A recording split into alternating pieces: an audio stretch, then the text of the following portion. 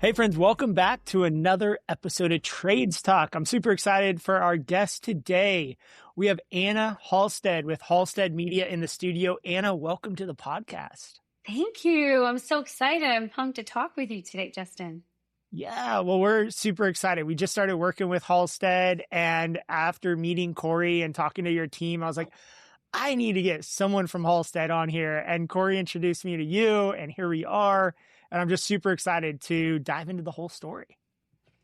Cool. Okay. Well, there's so much to talk about. Yeah. So let's start here.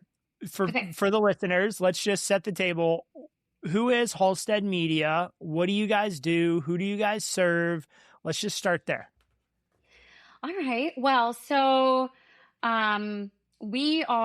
first of all, I run Halstead with Corey. You mentioned my husband, and we've been running it for a little over 12 years.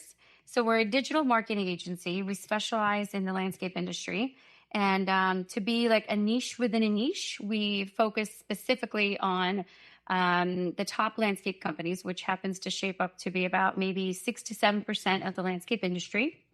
And in a nutshell, what do we do? So we design and implement growth marketing systems that includes sales, tech, integration, marketing enablement, and all of this is aligned to our clients' growth goals, their legacy goals, and everything they're trying to achieve in their business. That is fantastic. I love how you said growth marketing systems. Yes. Because we actually renamed our sales and marketing division. We call it the growth division now. Oh, love that. Yeah. And I can't take too much credit for that. That was Tony's idea, and Tony's our director of growth, our DOG, and we love him. But I just love this idea of growing companies. And in today's world of acquisitions and buy and consolidation, like the organic growth story is such an exciting story to tell. So I love that that's like your guys' mission in this industry. Yeah, we love it. We've always been very passionate about making such an impact to our clients. And it helps too, right? For our teams to recognize the connection and the impact that they make on so many different lives. Because it's the business owners, but of course it's all of the people they employ as well. And it is about growth. It's about, and for some of our clients, maybe it's not necessarily growth in revenue, although it is for quite a large portion, but sometimes it's growing in the next stage of their business because they're shifting focuses, like maybe more in maintenance, maybe they're shifting focus, maybe expanding to different areas, but it's growing, it's evolving their business. And that is a very exciting work. Yeah. Yeah. And that's really our point in time where we reached out and decided we wanted an external partner for our growth because it was a new region we were opening up into. And we have a bunch of regions that we've got on the 18 to 36 month schedule that we want to open up in Greenfield. And we knew we needed some expertise to help us really push hard into these regions. So that was our kind of like catalyst for finding and partnering with you guys. So we're super excited for that. And hey, maybe in like a year we can come back on and tell the success story of all these regions we opened and everything. I can't wait. Yeah. And also like for your company, right? Like for you, it has grown so much in terms of your own growth goals and how much you've evolved and in your plans for the next couple of years. Yeah, there's so many exciting things there to share and talk about. Maybe we'll talk about that today too.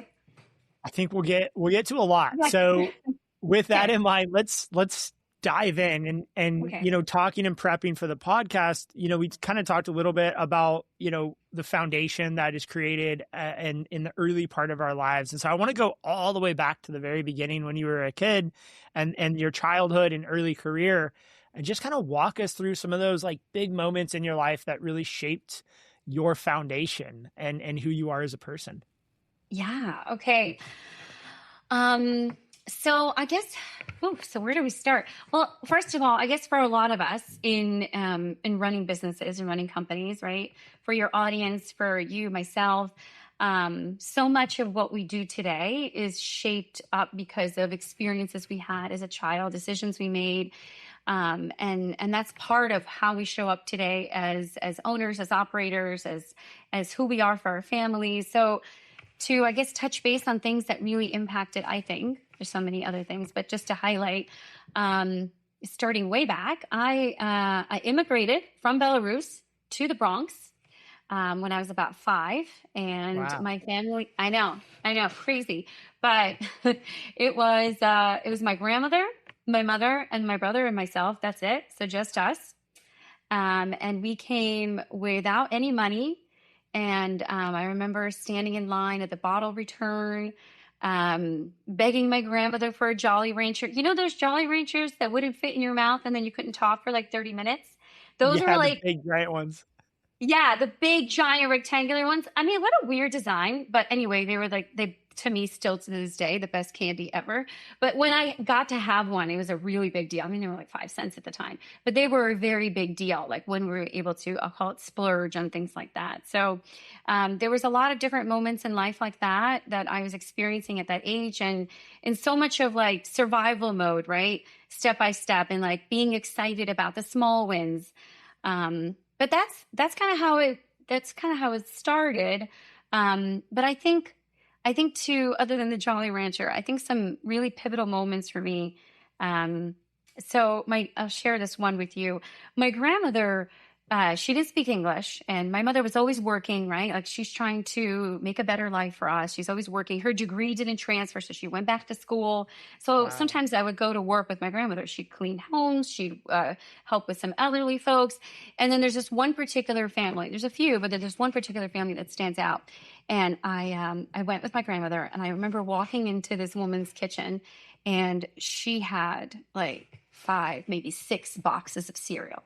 And cereal wasn't an option for me. Based on our Yeah. budget, we did not buy cereal. It was not a basic that met the criteria. So not only did she have like 5 or 6, but she also had them organized in these beautiful clear boxes. And such a weird memory. Like, why would anybody care, right? I did. To me, as like a 6, 7 year old. I mean, what Yeah. does a 7 year old care more about than like snacks and cereal, right? And I was so amazed. So um, this woman had a child that was like similarly aged to mine. Maybe she was like a year or two younger. And so something happened, and this woman really liked me, and she kept me around. So she invited me over. I spent a ton of time with her daughter, and I was so inspired by this family. And this one interesting moment, she brought me to work with her one day, and it turned out that her and her husband owned an import business in Queens. Okay. And I was like, wow, look at this woman. She's running the show here with her husband. They're making this money. They're doing so good for their family. I was like, this can be me. I mean, I know we can't afford cereal right now, but this can be me, and it will be me one day. I will do this. And so I started watching her and really looking at me. Like, I know it's weird, like a 7 year old to look at it this way, but it was then that I Yeah. realized, like, I need to learn what she's doing. How is she doing this? Because this is going to be me in whatever amount of 10, 20, 30 years. So I'm going to be here. That's amazing that you had that foresight at the time. And I can totally relate to this, working for my dad in the landscape industry. And he would always, like, we would go and maintain these really nice houses. And I remember like going through the gate and Oh, pulling up, and we would get like, they'd bring me out lemonade or snacks. And I would always think like, man, wouldn't it be nice? And I yeah. always had that, and my dad would always say like, oh yeah, this is how the other half lives. And like, this isn't Mm, for us. And it not like intentional. It was just, that was just how it was, and yeah. it's an interesting place as a kid to be like, no limits, right? I can be an astronaut, I can be a fireman, I can be anything. And so when you see Mhm. that, it's not like, oh my gosh, like that's amazing they live that way. It's, oh, I'm gonna do this. I'm gonna Yeah. create this for my life, for my children. That's Yeah. amazing. Yeah. Like Walt Disney, what did he say? He said, in order to see it, you have to believe it. I've I might heard have messed up the phrase, but it goes something like that. And I've always believed that. That was, that was definitely my mindset. Still is today. Like in order for something to happen, you have to believe and say it will happen. That's the first step. absolutely. It's Yeah. so consistent with entrepreneurs and people who do amazing things and impact the world. They have this unrealistic belief in their ability to impact the Mhm. world and impact the people around them. And Mhm. that if there's a message to anyone out there listening, it's that. It's like, Yeah. don't put a cap or ceiling on what you can accomplish just because of the way that you were raised or the history that you've created to this moment today. Yeah. Yeah, you can shape it. And I guess that is like when we talk about how does that show up today, other than that mindset, I think it's intention. I think it's living with intention, right?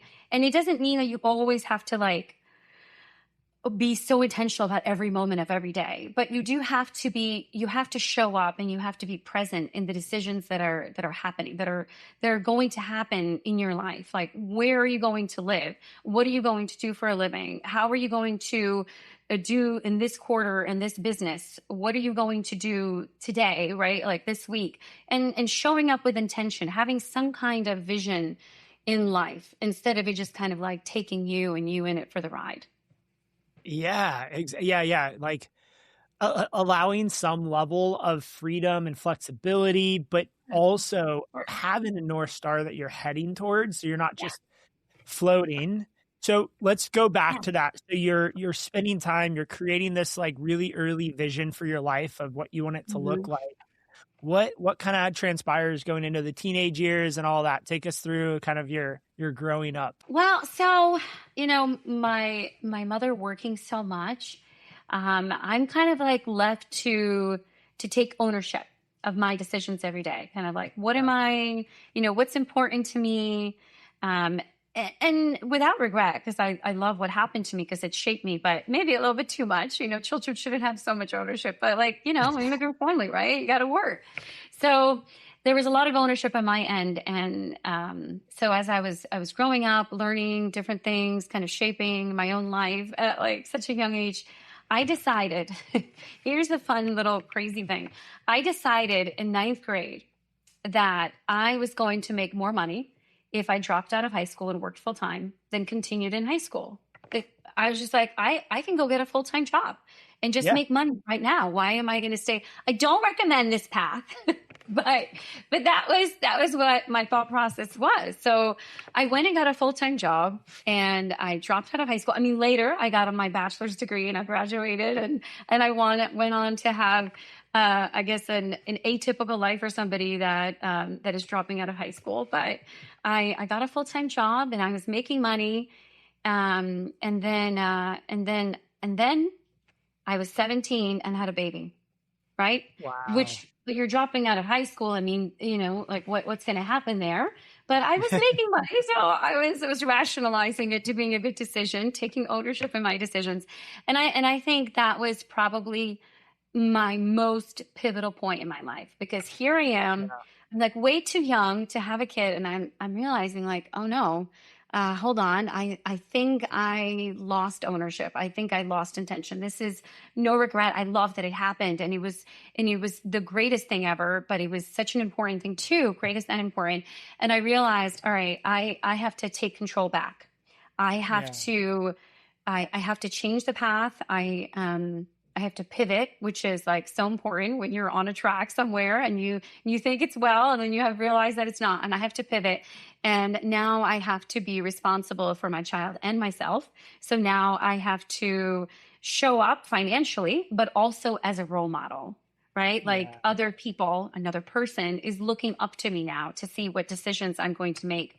And I think like speaking to me as somebody with my husband running the company today, I think what stayed with me today is that we don't always look at what is the most obvious path to go forward. Like, Right. let's look at all of the out of the box paths. And some of them are going to be potentially wrong and you have to pivot, but some of them are going to help achieve something that you otherwise wouldn't have achieved, right? And so I'm always looking at the options, whether they're unconventional or not, and always open to the idea, like you mentioned earlier, like you have to be intentional, you have to have a vision, but you also have to enjoy life and be fluid a little bit, right? And having that balance. So that was definitely a moment to kind of like refocus. Can I and so I want to ask about that is like how did you have, and this is obviously in retrospect looking back, like how'd you have that self-awareness? Because I think that's a challenge for most people in the moment to know, hey, I need to make a pivot because of these things. Looking back on it, what do you think, where did that self-awareness come from at that point? I think it came from when I was like 7, who said, I wanted to operate a business.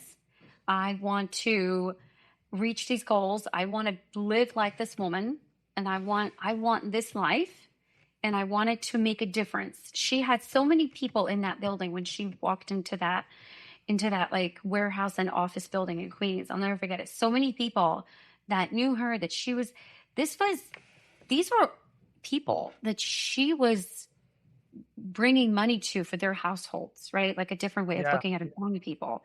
And she was doing this with her husband. And so I knew that's what I wanted. So I guess my self-awareness was like, whoa, Anna.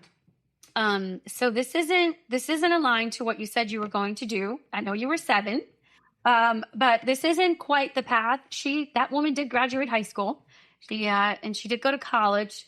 So let's get back to her path a little bit and focus on that. And I guess that's it, right? Like, I guess if you have your guiding principles, if you have your vision in place, your North Star, as you say, like that's it. That's going to bring you back. that's amazing. Yeah, I really love that. That's very interesting. The story, it's similar. So I dropped out of high school, 2 months into my junior year. Did you really? Yeah, yeah. So I'm like Oh my listening to your story, goodness. like, how crazy is this? And look at both of Yeah. us, like Yeah. running businesses. So it That's goes so to cool. show, like, sometimes the unconventional path doesn't always mean, it's going to lead to failure.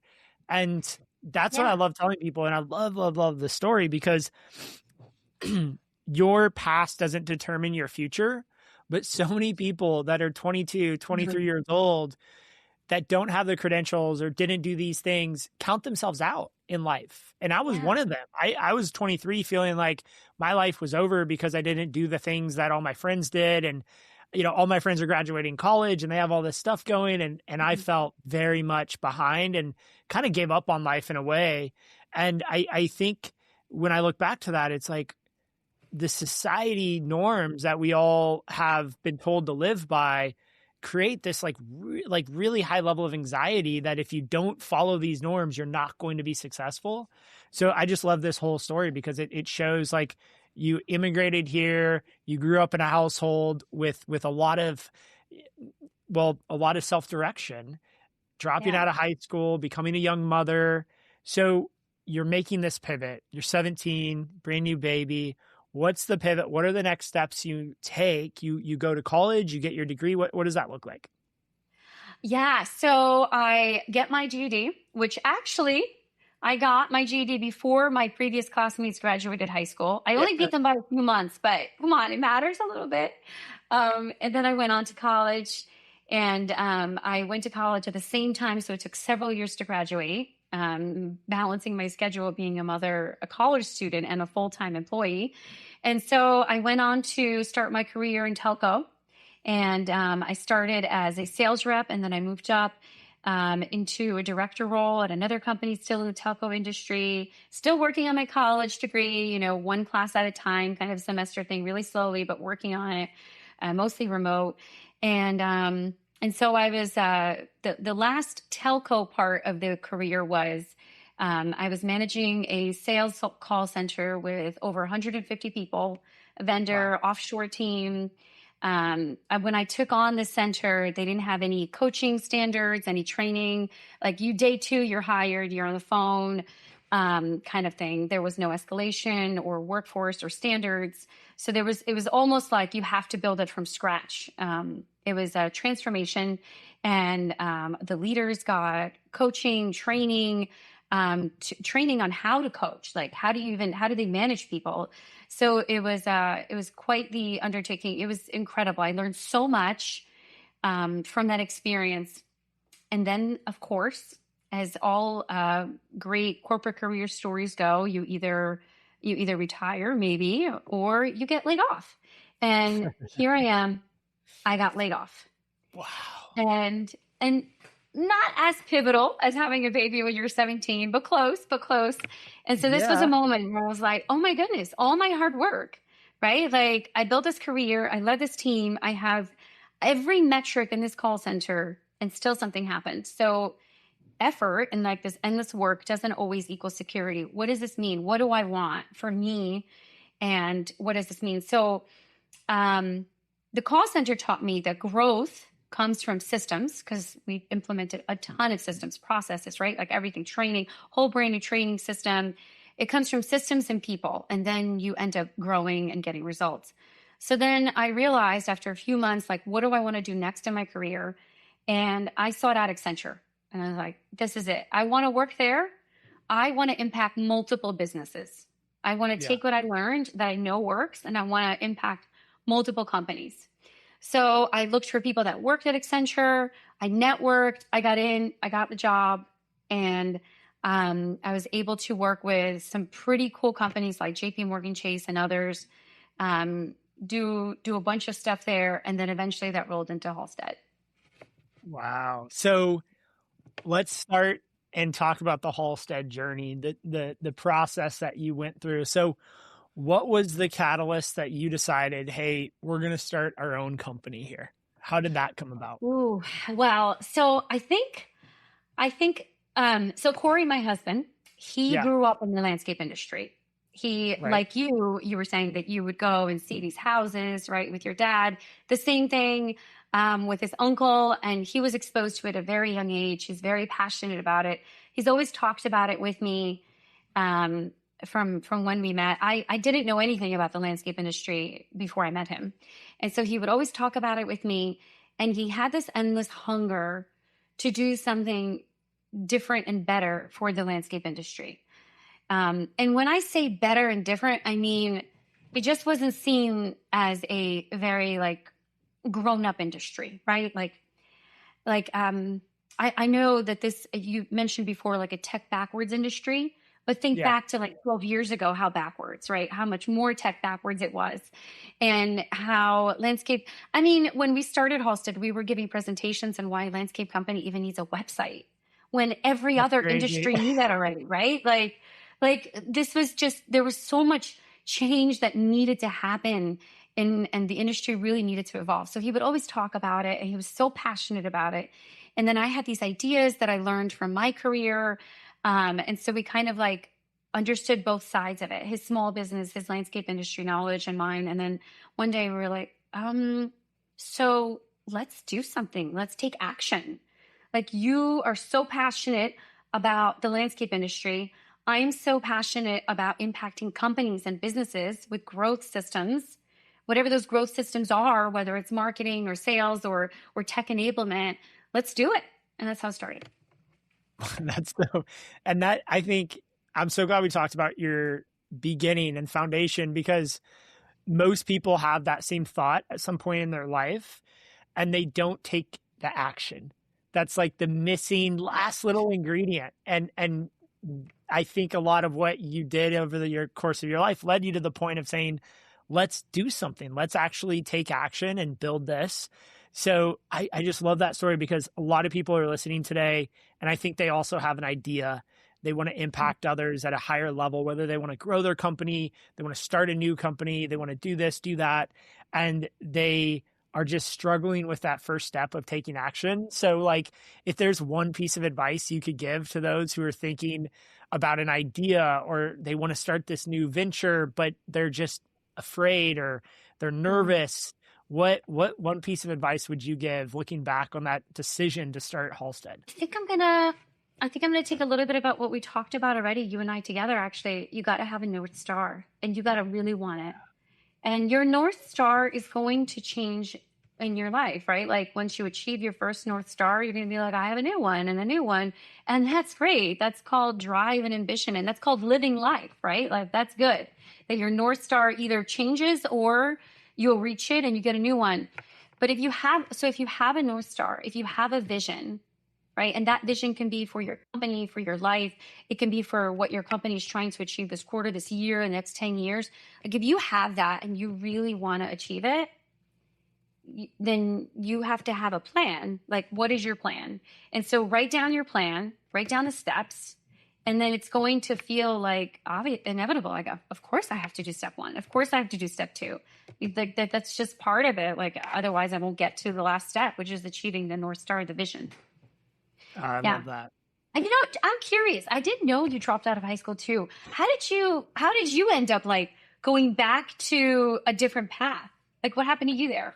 Yeah. Oh, it's so interesting. I mean, so I grew up in this little California town called Santa Cruz. It's right on the ocean, little surf skate town, and it's a super fun place to grow up, but it also has that surf style where like there's a lot of people who never really grow up, right? And and there's nothing wrong with this, but it's like if the surf's good, like they're not going to work that day.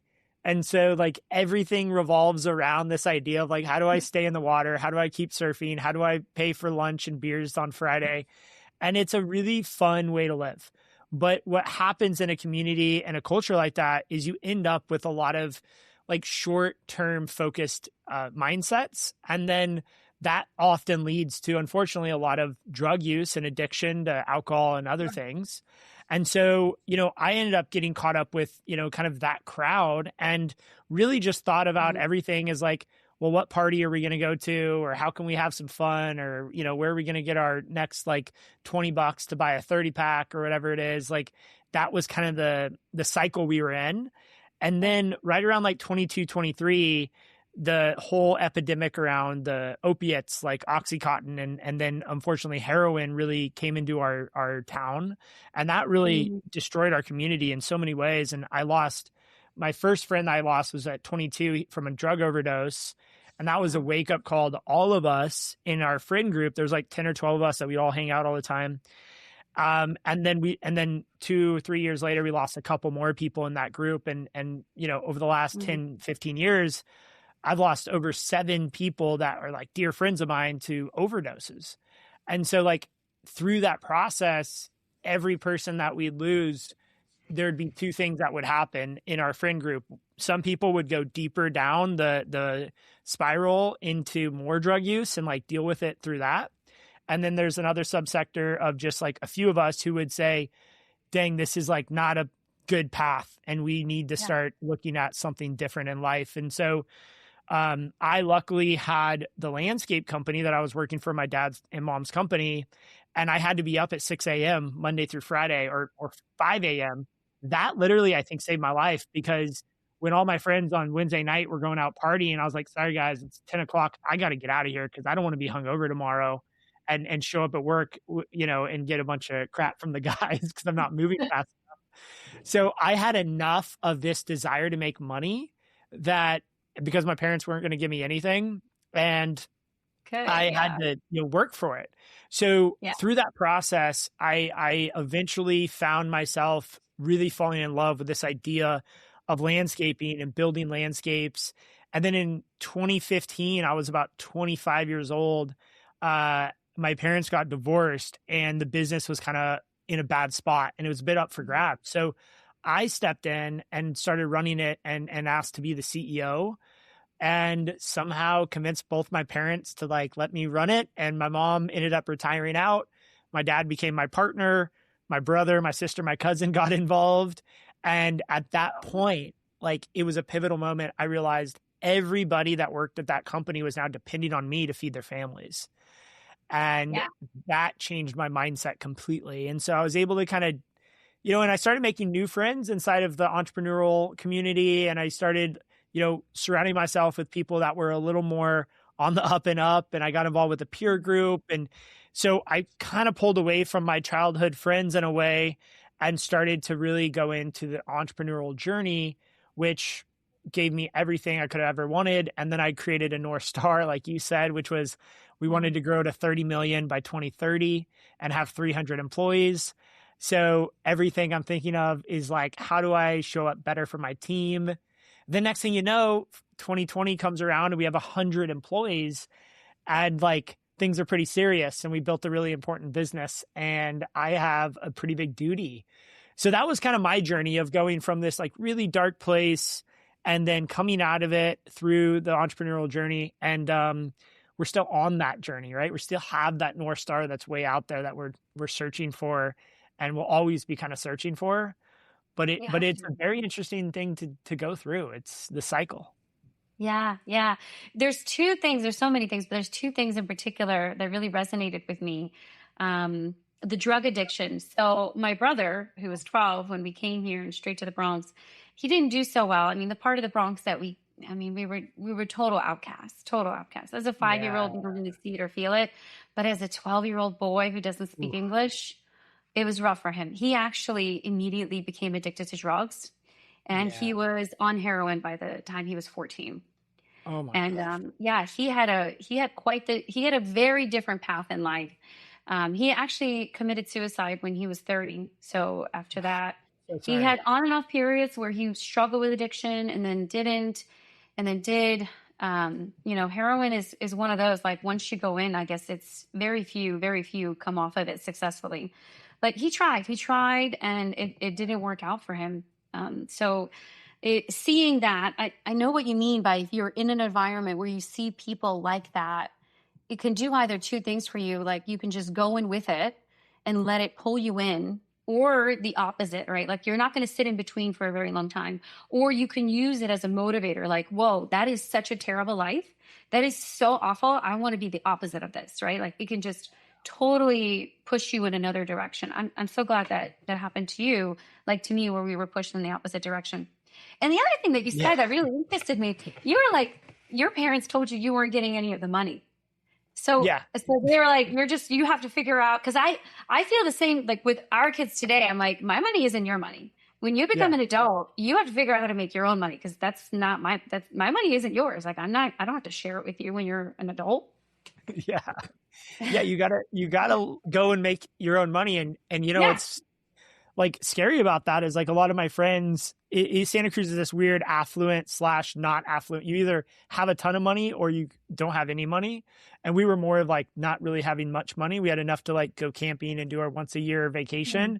But a lot of my friends were like very affluent, and their parents had tons and tons of money, and they're like that was a wide open faucet for them. So there was never this need to go and make your own money because they had this idea that they're just going to always be rich. And I think that's a really dangerous place to operate from. So it's like it's great that you have that mindset. I think it's really important that kids today learn how to make their own money and don't just rely on their parents.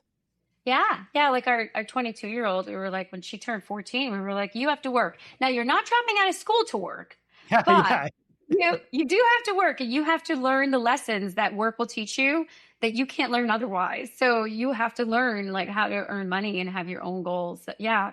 It's such a powerful thing. That's great that you were able to get that inspiration from your friends and your surroundings. And I'm happy to hear that story. That's great. Yeah, it's well, it's a tough environment. And it sounds like your life that you've lived so far has definitely given you so many lessons and challenges along the way. And I really think that's a bit of a it's a bit of a requirement, I think, to go into business ownership because we are faced with so many challenges that we can't always share with the team. And No. you can't like go to your team and be like, hey, we're dealing with this, or like, hey, payroll looks like we're gonna have to borrow money to make payroll this week. And Yeah. you go up and down through this journey of owning a business, and I think a lot of people feel alone and struggle in that journey. And if you are listening and you're feeling like that, just know that like there's others out there. We can be here for each other. But with that in mind, like going through the journey, I'm sure it wasn't always easy, and you like started a business, everything was successful. What were some of the roadblocks or challenges that you guys ran into as you started to get Halstead off the ground? Yeah, well, I mean, some of the challenges you just said, which probably never go away, because, as you have more Yeah. responsibilities, obviously, right? More money. But I think some of the earlier challenges were, I mean, first of all, when it was just Corey and I, we were doing everything ourselves, right? When you start a company, you're doing everything yourself. Your employees are you. And somehow, I read this somewhere, or Corey read it and he shared it with me, that like when an owner tries to replace like a couple of the functions he does himself, it's not just like a one person replacement. You have to have like multiple people because they don't have all of the dots connected in your mind like you do for starters, right? Right. Right. Yeah. Like so anyway, when we started out, we were doing everything ourselves and it was all us. So obviously lots of hours, lots of risk. Um, and I mean, of course, like early days, like paying mortgage kind of days, right? Like difficult things and taking those risks. And like you said, having this background of a childhood that like you face difficulties like yourself and mine, you know that in life it will pass. It will pass. Like you will get through it. Just stay focused, not necessarily work harder because that doesn't always equal success, but be smart, be strategic, have your vision, have your North Star, like what is the plan, pivot if you need to. And then so we were doing things ourselves. And then I think one of the challenging parts came where we had to really like stop doing so much ourselves, right? Obviously we had to grow our team, we had to invest in our Yeah. team. And there's still many things that we do and we have to obviously continuously learn how to like delegate more and more. I mean, we have an amazingly talented team. Um, but I think something that other landscape company owners can relate to is like when you have to stop doing so much yourself, um, especially the client facing stuff. Sometimes your clients, and we experience this with our legacy clients that, and so many clients today, by the way, that we have that have been with us for a decade. Um, and they watch you and then they're like, oh, like, where's Corey and Anna? They're not sending emails anymore. Like, I'm not Yeah. talking with them. And they might feel like maybe we're on the beach hanging out all day, right? Like, why aren't they involved? No, no, actually, it's better for you because we actually have a person who is dedicated to doing this now. And we're doing other things that are focused on your future, not so much like what you need done in 2 hours. And I think different parts in your business, right? Like depending on where you are in the revenue mark. Today, we're serving over the $4 million annual landscape company owners. But I think where you are in shaping that and letting it go and trusting your team to do it and managing how your clients feel about that change is a tough one. It's you. I mean, you described that so well. And my question to you on that is when you were passing those things off and transferring the responsibility to your team, did you feel guilty at all about not being there with them side by side on all the calls and everything? Oh, I think Corey and I actually felt differently about it. Okay, Okay, yeah. so Explain it to me. I don't want to speak totally on his feelings, but I think he felt guilty. You could ask him one day and confirm it, but in terms I of like will. how I felt like I actually felt like it was obviously so much better for the client, right? Like instead of me spending 3 hours a day on this, now this person can spend so much more time on it. And the client's price isn't necessarily changing. Like they're just getting more and they're getting somebody that's focused on it and then they can respond to your email faster. But to me, I was more concerned about how the client would feel and making sure that they knew that they were getting better. They weren't getting me anymore, or Corey anymore, but they were getting better.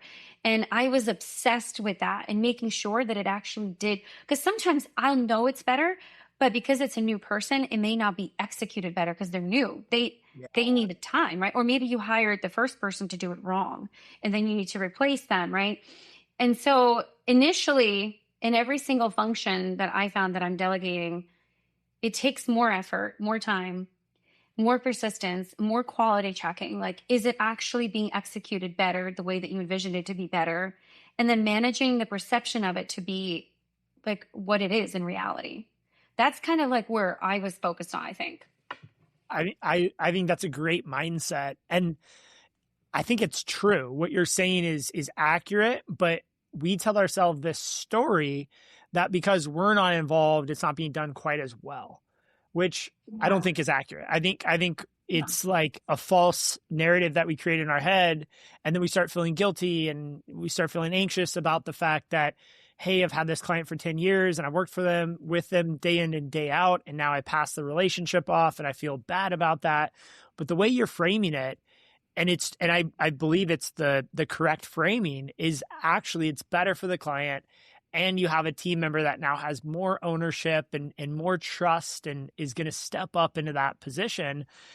And it's interesting because like I used to feel I had to be at all these job walks and I had to be here and be Mhm. there physically so the client knows I care about them. But what I'm telling my team member is that I don't trust them. I don't trust them with this Mhm. relationship. I don't trust them with this client, and I Well, need then to how be do you here. do a great job like that, right? No one's ever going to want to win and No. go all in for you if you show them you don't trust them. Even if you say all day long, I trust you, I believe in you, you're doing Right. great. Well, what are you actually saying when you show up to that walk or you come in and close the deal at the last second or something else? So I Yeah. really like the framing and the narrative Yeah. you put behind that. But it's a hard balance because you have to trust, but you have to verify, Yep.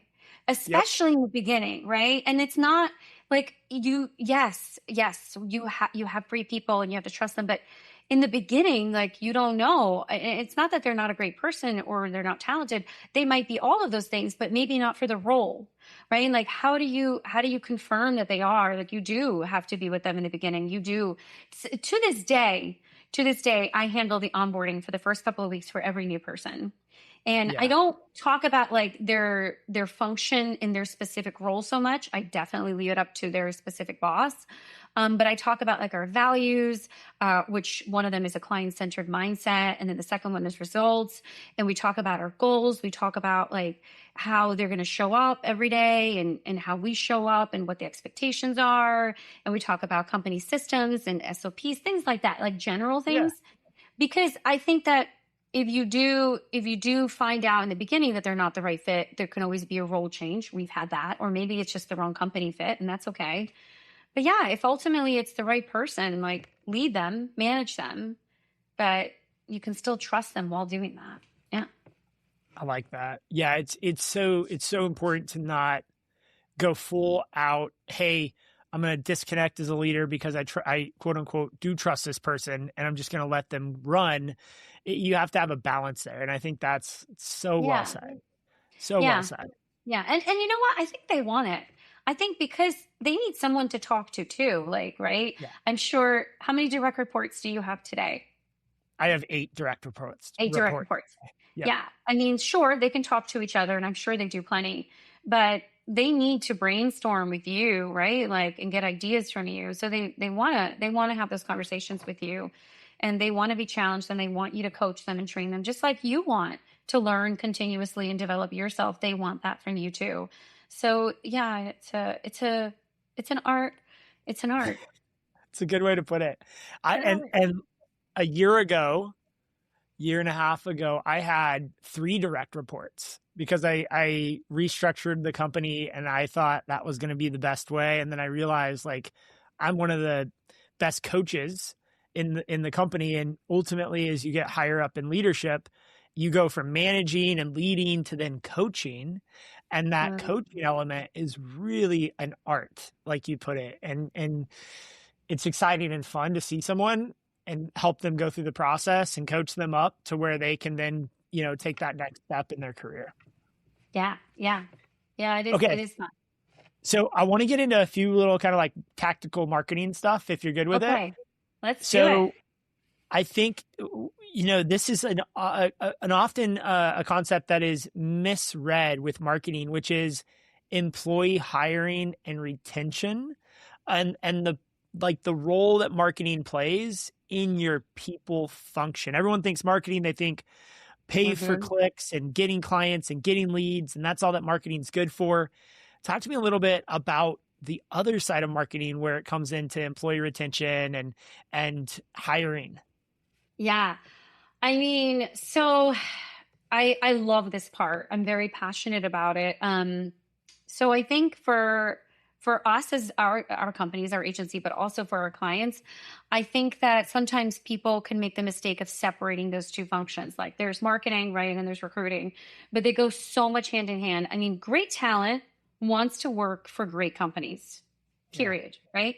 So if you want great talent, you have to show up and market yourself as a great company.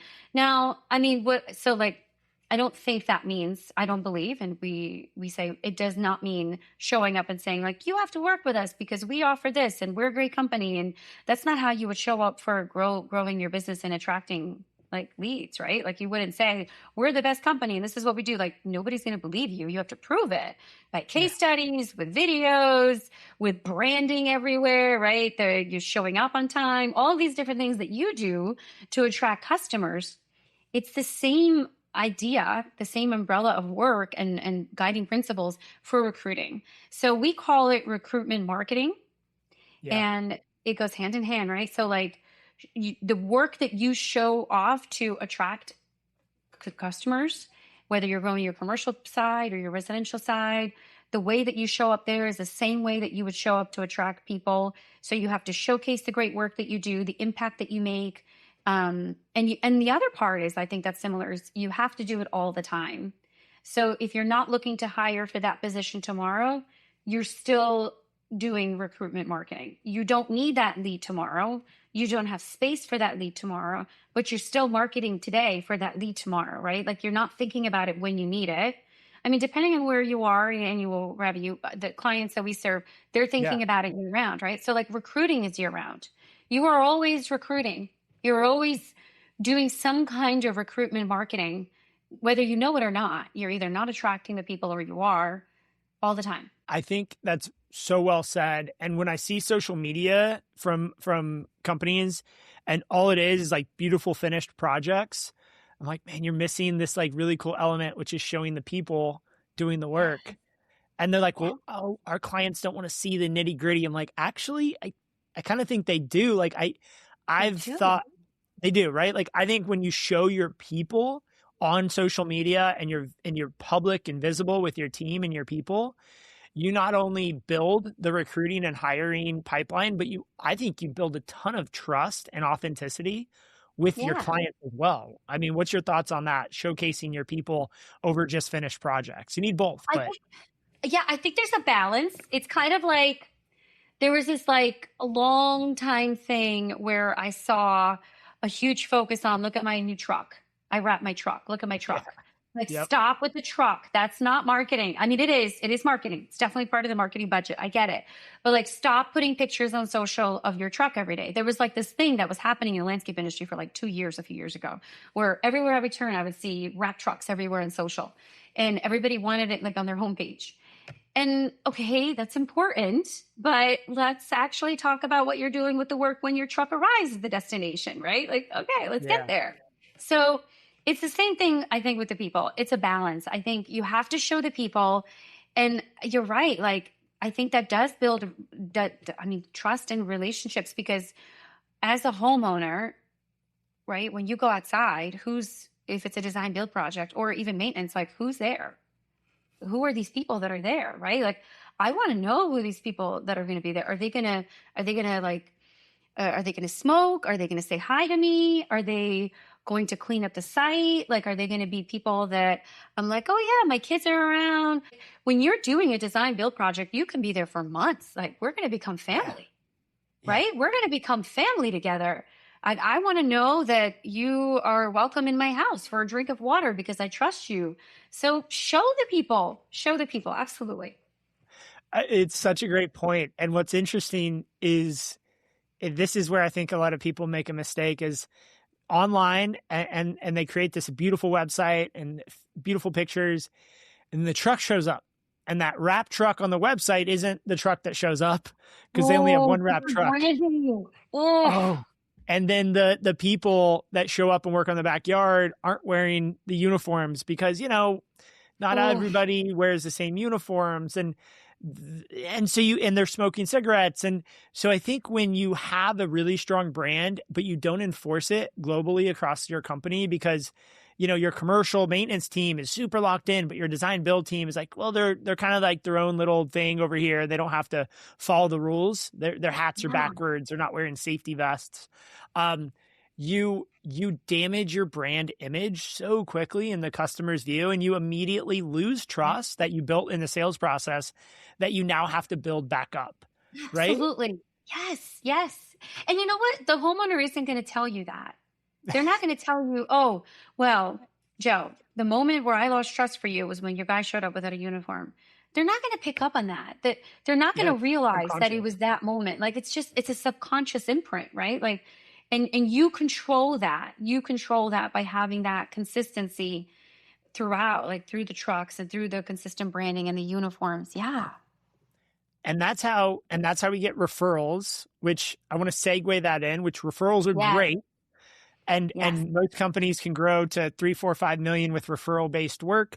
Okay, you ran out of referrals. Like, can you tell us a story or how you guys go about taking a company from referral based growth to a predictable pipeline of some sort?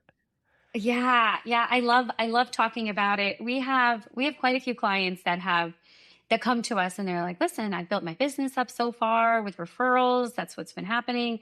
And sometimes it'll be like a really established company like 5 million plus that's coming to us and has never done marketing. I mean, quite a few have done marketing, but it happens, right? Yeah. And first of all, if you're a company that achieved revenue numbers of like, oh my God, like 4, 5, 6, $7 million more with just referrals or whatever you've done without marketing, congratulations.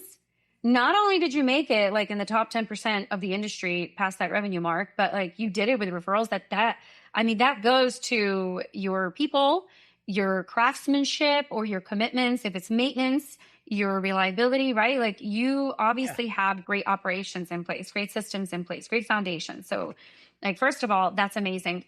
The trick is like, all right, you've done this with referrals.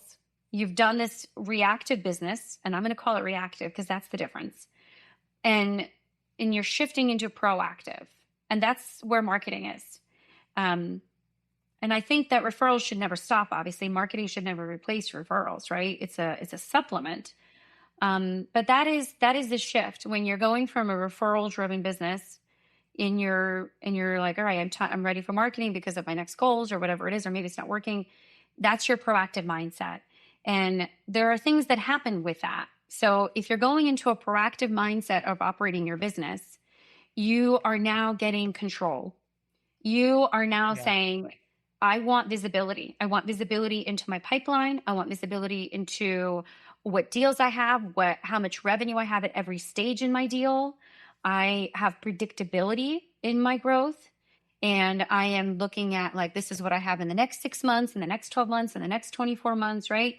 You are taking control. You are being proactive as a business owner, operator, from being reactive and just like letting the referrals drive you. Yeah. And then I love that. And then your clients that you get are just whoever shows up and calls the phone, not the clients you're picking. Yes, so you get to be more particular perhaps, right? And Yeah. and to that point, it's not even maybe the type of clients, but it's also maybe the type of work. Like Yes. for example, maybe you want to grow your maintenance division. We have quite a few clients that either coming to us or just changing and they've been with us and they drop maintenance and now they want to bring back maintenance, for example. And it's like, well, how do you grow this new division or this division you've had but hasn't grown because you've only relied on referrals? So you want to be more particular about what divisions you're growing in your company Yeah. or a new branch like yourself or branches, right? And you want to focus more energy and money there. You have control. That is what marketing does for you versus referrals. Yeah. I absolutely love that. And so a big topic right now, as we continue to move the conversation, is artificial intelligence and AI. Oh, yeah. How people are finding us, searching us. What are we using AI for? So give us a little bit, like, let's break this up into two sections. Let's talk first about AI and how our customers might be using it to find us in AI search. Mhm. And then let's talk about AI within our businesses. So AI and search, how is that evolving today versus a few years ago? Yeah. I mean, okay. So, and I've listened to your perspective on AI quite a bit too, because you and I were talking before how I don't come up to podcasts quite a bit too often, and so in preparation for this chat, I was like, oh, okay, what is Justin talking about recently? And I've been hearing about your perspectives on AI, and I couldn't agree with you more that AI is here. It's changing how we work in so many amazing, beneficial, important ways, so timely. It is here. And at Halstead, we recently hired a GEO and SEO director, as part of like what is ingrained in me, like from my childhood, right? Always thinking about different paths and keeping my eyes open, and it may not be the most conventional path, and just being open, right? To like things changing. It would be AI today, it would be something else tomorrow. There were many things before being Instagram. Do you remember when Instagram came about and people were like, Facebook's dead, Facebook's dead? It's like, Yep. Facebook wasn't dead, and it's still not dead. And it actually brings in a significant volume of demand for our clients and for us, right? To this day. So we are at Halstead putting almost equal balance on our focus in SEO and AI visibility tracking, right? And there's different ways that we're looking at AI, like AI in the business, but also AI for our clients and landscape companies. So, and like we have AI visibility tracking and efforts that we've changed. We're actually doing something a little bit more in depth right now in terms of AI visibility tracking. It's really cool. But so that's how we're approaching it. But so I think the idea of how like AI is impacting landscape company owners is in two ways. One is obviously how they're showing up in results, right? Like people are Yeah. asking for suggestions in AI and different AI tools, but they're also customers. And when I say customers, I'm talking residential and commercial, obviously. They're also brainstorming with AI quite a bit, right? And Yeah. so the consumer is coming to the table as a lead in a different way. I mean, I know we've been saying they being the consumer and the customer, right? They've been showing up more savvy now for a couple of years. And we used to be like, oh, because they used to do all this Google research, they became more savvy, they know more about maintenance expectations, they know about this or a commercial, right? They know all about these things more. Yes, that's still true. But it's not necessarily the information that they have even more access to, it's the speed of information. Yeah.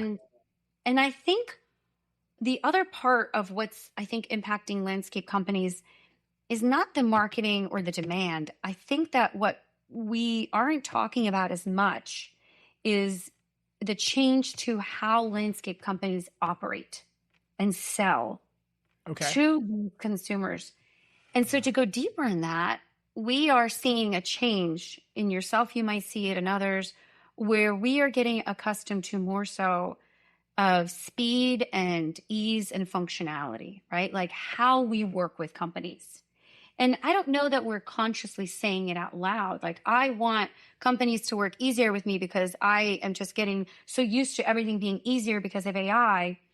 But it's just happening subconsciously. So if a landscape company still has tension in their payment process, oh my goodness, nobody wants to write you a check. Please No. stop. Like the day to stop taking checks was years ago, but like now it's definitely that, like that's friction. That's friction, right? Like consumers today want things faster, commercial and residential. They want things faster. They want easier. They have bigger expectations on when you're going to communicate to them and your reliability, because they themselves are doing that with AI help, right? So I think how landscape companies operate and sell is where the change is happening next. I completely agree. And it's funny, we recently bought a Tesla for one of our team members, and Nice. it's awesome, great car, but Yeah, it the is. I love payment it. process, the whole sales process, I never talked to a human. We never looked at a car. It was Apple Pay. Like I was paying for start coffee at Starbucks. I mean, it literally was double Yeah, click, face. yeah. Okay. On the credit card, done, paid, over with. Done. Like, Done. sure, Yeah. like that's our consumer is doing that every day, all day, Amazon, Yes. wherever they're at. And then they come up to a landscape company and this huge decision they're going to make. And we have this old school Oh, 1995 process. So we need to elevate And those who do, this is the exciting part, right? And I think trade stocks is the people, you guys that are listening to this, this is what's exciting is the window is open right now. Yeah. Be a differentiator in an industry like landscaping to do this, to offer this. And it's funny because you wouldn't think that having a easy payment method is a differentiator. And if you're a Oh, coffee shop, it's not a differentiator, but in landscaping, it still is. So like, how yeah. exciting is that for us to be able to actually just like raise the bar and show what we can do and be completely different from an industry that's a bit tech backwards, as I like to say. Yeah, yeah. I mean, like you can, and you know what's interesting? Like that's now, and some people that are listening are like, oh, maybe I'll do that next year or something else Yeah, like that. I have time. No, I think it's going to move really fast, and I think the floor, the bare minimum in the landscape industry in terms of efficiency and communication expectations and just ease of working with different types of customers, I think it's going to rise so quickly that it's going to become like what the bare minimum today is just going to rise so much over the next couple of years. So if you don't do it now and you think like, oh, I'll do it in a year or two, you're gonna like when you do it, it won't even be impactful enough because you're so below the bar, the minimum at that point. So definitely, I think there's a need for looking for those opportunities now. absolutely. And what's interesting is the shift I'm seeing with our disruptors peer group is we're getting a lot of people joining the peer group who just started a landscape company a few months ago, or they just bought a Mhm. small mom and pop Exciting. company. Like half our members, I would say, were not landscapers 2 years ago. And this is really, really interesting. And what are they doing?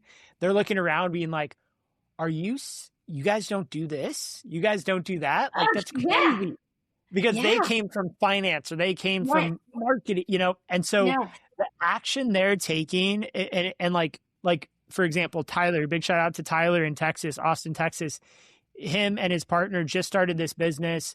It's going great. And they're implementing these things, even though they only have one or two crews going, they're implementing all of what we're talking about at a high level hmm and they're going to scale.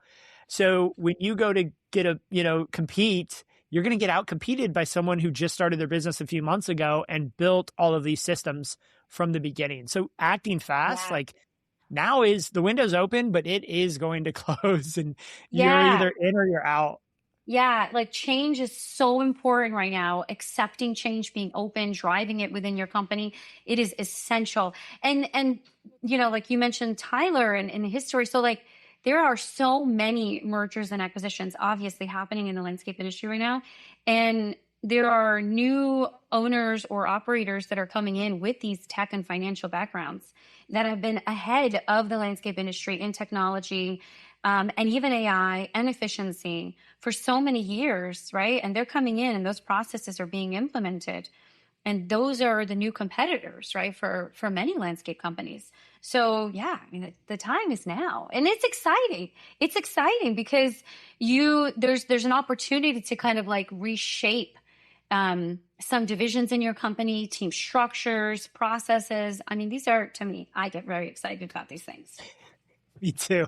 Me too. We Yeah. could talk all day about this stuff.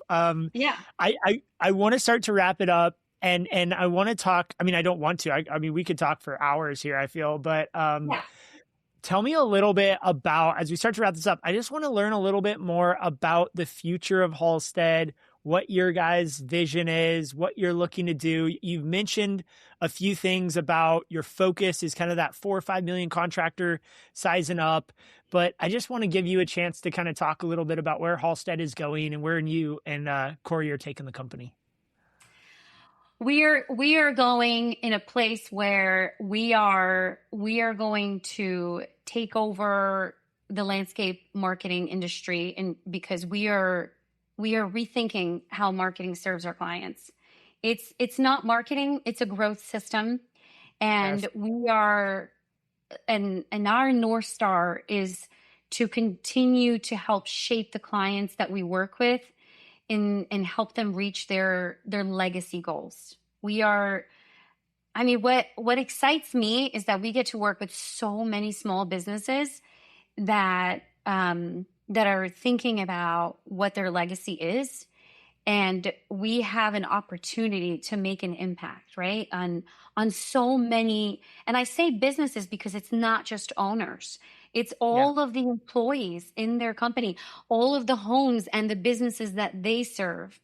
And our vision is to impact these lives, these businesses, with growth systems that help them reach their goals, reach their legacy goals. And what does that mean? Like, what does that actually feel and sound like? So this is us integrating with their sales system, with their sales tech system. So like, we're working on Aspire and HubSpot integrations, and we're working with connecting that with our lead tracking system and connecting all of these dots. And that's great. That's a foundational thing. But like, how does that impact their sales process, right? Like, where do their salespeople get involved in that? And how does their production management planning get involved in that? And the future of Halstead is being integrated into that and being a part and making an impact, continuing to make an impact, and growing and evolving with our clients and elevating this landscape industry to a new place, to this new place that we are already at and that we're going. I'm so excited for all of that. And Yeah. I I just it's great. We kind of bookend this podcast with this idea of growth systems versus a marketing plan. And Yeah. that, if there's any big takeaway for me here, it's that Halstead is building growth systems. And we've made the Hmm. argument here where systems are needed to grow. Yeah.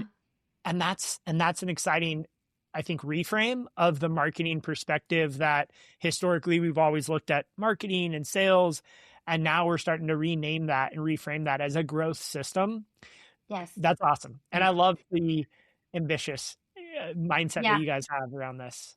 Yeah, and our account managers, we call them project managers, but they're really not. They're marketing advisors, they're marketing strategy advisors, and they love talking about growth and revenue and business impact and evolving the growth system that our client has as their company grows, right? We work with clients often for several years. So every couple of years we're like, all right, well, what's next for you, and what does this mean for your marketing, and how do we evolve this, how do we put this together? Okay, well, you've got a new CRM, let us help you. Or you want a different CRM, okay, let's integrate it. And how are your salespeople responding? Okay, well, we've talked to other clients that have had success doing this. And really, so like, that's our vision, right? But tactically speaking, our project managers are executing on this, as well as the rest of our team that's always behind the scenes. But they're Yeah. executing this on how they're showing up to meetings and planning behind the scenes and researching and helping our clients evolve year after year. And I can speak for that with working with Whitney and Kelsey and Good. how I'm much glad. they're, they're Yeah. awesome, and they take the time to Yes. understand the vision and the goals that we have, both short term and long term, to Yeah. kind of craft the plan. And one of the big things we're doing right now is our HubSpot onboarding and integration to really Yes. build a more robust CRM. And I just feel like we're really professionalizing our company. And Yeah. I very much call, like, we at K&D, we build in public. So I tell the world what we're doing all the time and why we're doing it and what we're struggling with. And I'm not afraid to admit that a few months ago, our CRM was pretty much non-existent because Okay. of kind of how the Aspire CRM is built. But with Yeah. HubSpot, the integrations and the automations that you guys are kind of like showing us based on the expertise that Kelsey and Whitney have is so exciting to our team. And so it just, I think when you bring in a partner that has Mhm. experience helping companies grow, you get to see things that you would have never seen on your own. And that's the power, I think, of a Yeah. partnership with outside partners in this industry. Yeah, absolutely. Right. Like, you're tapping into a brain that has seen so much and can leverage case studies. Obviously, confidentiality first. Like, we'll share, like, hey, other clients have done this without sharing names, but you get to Yeah. tap into this like beautiful bucket of knowledge and like seeing what worked and what didn't work. And HubSpot is so close to our hearts. Do you know, Corey and I went to our first HubSpot conference I think it was like 10 or 11 years ago. Really? Yeah, we have always been HubSpot fans. Yeah. Yeah, it's always been our favorite go-to CRM. And we had like an on-off relationship with HubSpot. Like we were on and then we were off and we were like, oh, I think we're too early for the landscape industry. But like it's so good. It's so easy to implement. I mean, easy is debatable. Nothing Yeah. in marketing that's really good. But like comparably speaking, right? And we had this like on-off relationship, but it is very timely. Yeah. Now. Exciting. So, Yeah. Anna, if people are listening to this and they're like, "Oh, wow, I love what you're saying." How do they get in touch with you? How can they message you to talk more about marketing and growth systems and all things Halstead too? Well, first off, go to the website, halsteadmedia.com, and there's plenty of things on there. Whether you want to talk with us or you just want to learn, we have a resource hub on there. I think we have like over 500 articles that we regularly share. And the articles we post, obviously we leverage AI to help us edit, but these articles are written from our team members.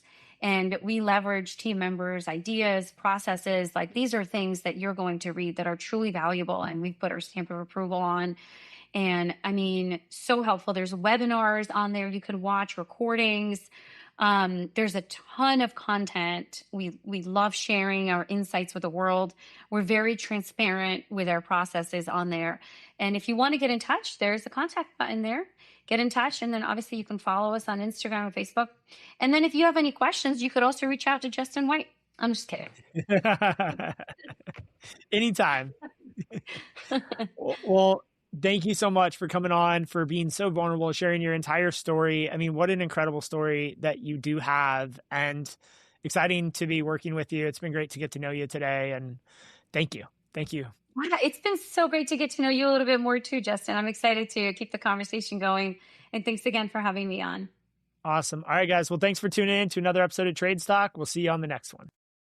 Thanks for tuning in to Trades Talk, where the next generation of disruptors comes to raise the bar. If you got value from today's episode, share it with someone in the trades who's ready to level up. For more tools, insights, and community, follow host Justin White and join the movement at jwhitegroup.com.